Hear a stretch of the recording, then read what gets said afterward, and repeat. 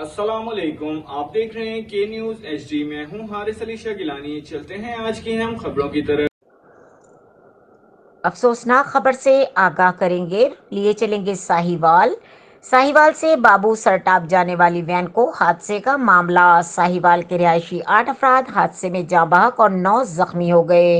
Van हादसे का शिकार अफराद का ताल्लुक साहिवाल के एक ही खानदान से है। मरने वालों में मकामी केबल ऑपरेटर के मालिक जफर जोइया का एक बेटा, 2 भाई, भाई की बेटी, भाभी और 3 भतीजे शामिल हैं। हादसे की जख्मियों की जफर जोइया की अहलिया, 2 बेटियां और भतीजियों समेत वैन ड्राइवर भी शामिल हैं। साहिवाल के रिहायशी खानदान के 18 अफराद सोमवार को मकामी ट्रांसपोर्टर से हाईएस वैन किराए पर लेकर हिल स्टेशन सैर के लिए रवाना हुए थे।